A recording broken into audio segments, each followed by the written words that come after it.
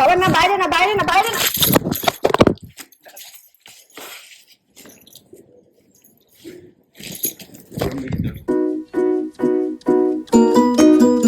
Good morning and welcome to our channel. আশা করি তোমার সবাই ভালো আছো। চলেছে একটা ব্লগ নিয়ে। চলো আজকের দিনটাকে স্টার্ট করা যাক।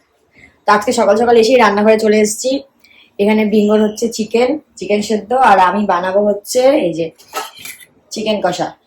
তো তাড়াতাড়ি বানিয়ে নিই, কারণ বেশি মানে বেলা হয়ে গেলে না তখন রান্নাঘরে থাকা যায় না, খুব গরম হয়। তো দিদি রান্না করে চলে গেছে, আর এই যে সব এগুলো কেটে গেছে। আমি এই স্নান করে আসলাম। আমি চিকেনটাকে বসিয়ে মাকে বলেছিলাম আমি স্নানে যাচ্ছি, তুমি হলে নামিয়ে দেবে, কারণ অতক্ষণ নাহলে ওয়েট করে থাকতে হবে। আর এখানে বাবান মাথায় তেল মেখে বসে আছে, শ্যাম্পু করবে আজকে। বাবান বিঙ্গোকে আজকে একটু শ্যাম্পু করাতে হবে, ড্রাই শ্যাম্পু করাবি কি? হ্যাঁ, বিঙ্গোকে নিয়ে পুকুরে স্নান করতে নিয়ে এসেছে। এই পুকুরে না, ওকে আজকে একটু ড্রাই শ্যাম্পু করাতে হতো। আজকে স্নান করা হবে। হ্যাঁ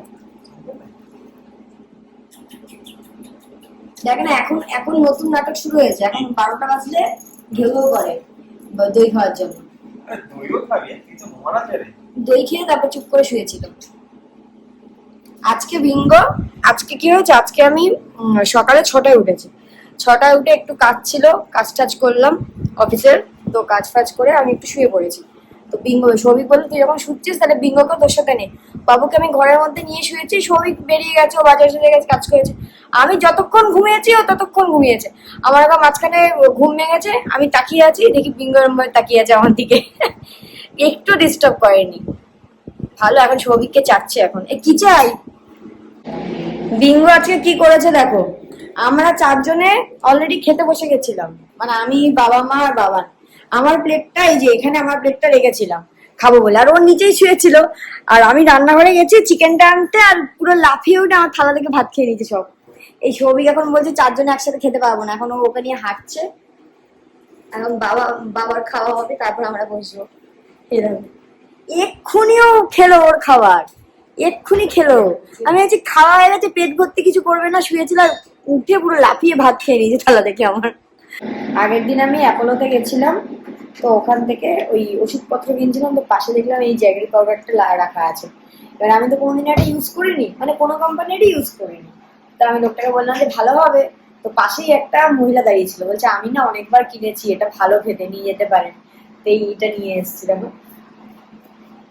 চিনি তো খাই না, এবার দই ফই খেলে কি একটু একটু মিষ্টি হলে ভালো লাগে।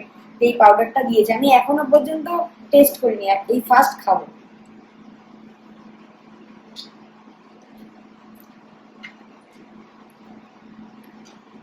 সত্যি বলছি বাবা, পুরো মনে হচ্ছে একদম গুড় দিয়ে খাচ্ছি, সিরিয়াসলি।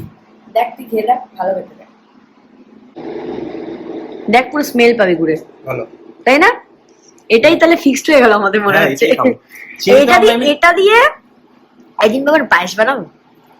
কিন্তু আমি জিজ্ঞেস করেছি, বলেছি তো পায়েস চিনি তো আমরা এমনিতেও খাই না, না এই গুড়ে শিফট হয়ে যাবো আমরা। না না, এটা দিয়ে একদিন পায়েস বানাবো। হ্যাঁ দেখ এরকম, কারণ ওখানে বলেছে, আমি জিজ্ঞেস করেছি যে পায়েস মানে সবই বানানো যাবে, একদিন খেতে হবে পায়েস বানিয়ে।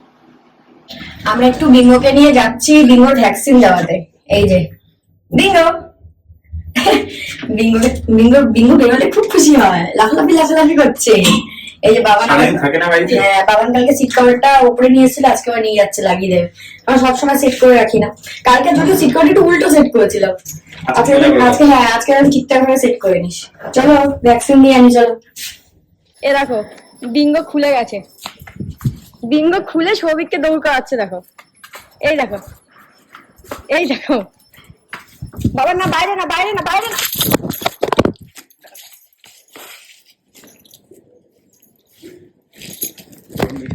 বিঙ্গো ছাড়া পেয়ে সেই বাইরে চলে যাচ্ছিল। আমি শেষমেশ আমার ফোনটা মানে মাটিতে পড়ে গেল মানে মাটিতে ফেলে তারপর দৌড়ালাম ওকে ধরার জন্য, আমি আর বাবান মিলে। তারপর ওকে বাবান তুলে আনলো, গলার থেকে বেলটা খুলে গেছিল। আর এই ভয়টাই আমি পাই, মানে সিকিউরিটি দাদারা সব গেটের সামনে চলে গেছে গেটটা বন্ধ করবে বলে।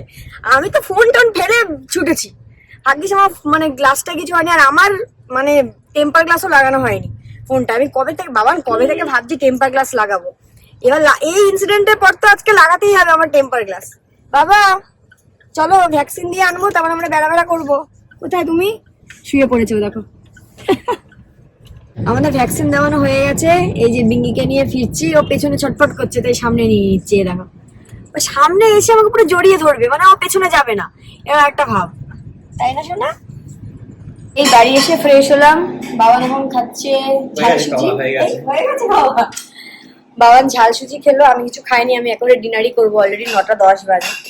বিঙ্গো গাছকে ভ্যাকসিন দিতে নিয়ে গেছিলাম, বাবা বিঙ্গো যা দুষ্টুমি করেছে, ওখানে গিয়ে সবাইকে নাকে ধরে দিয়ে ঘুরিয়েছে। সবটা পুরো একদম তছনছ করে দিয়েছে। এদিকে দৌড়াচ্ছে, ও ধরাচ্ছে না, ডাক্তারবাবু ওকে দেখতে কি ও লাফালাফি শুরু করে দিয়েছে।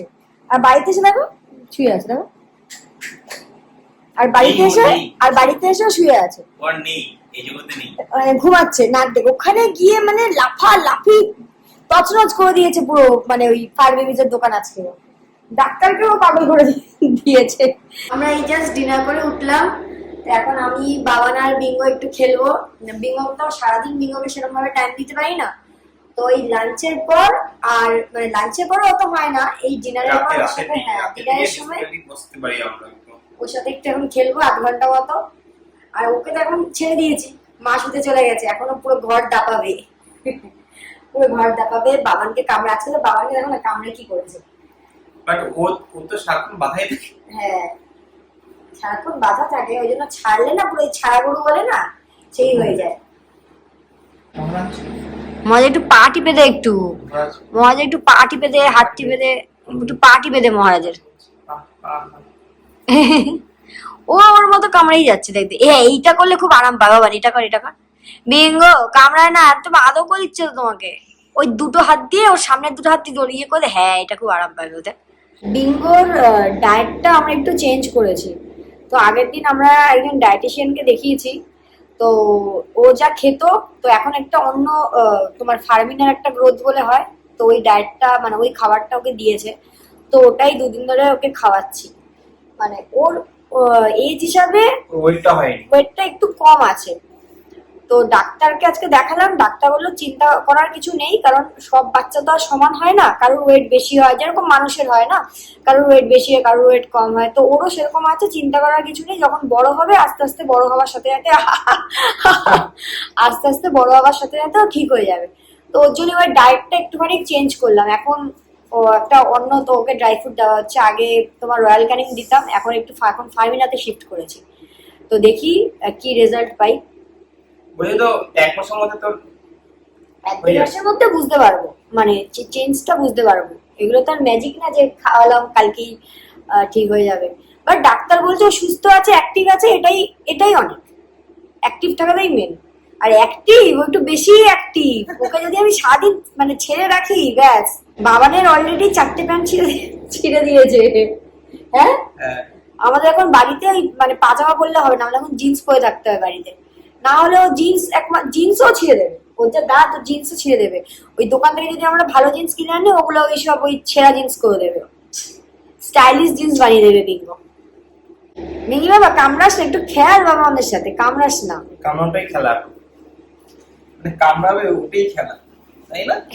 আসো আসো। তো চলো ব্লগটাকে আজকের মতো এখানেই শেষ করলাম। যদি কিছু ভালো লেগে থাকে please like share and subscribe করো। Good night. Good night.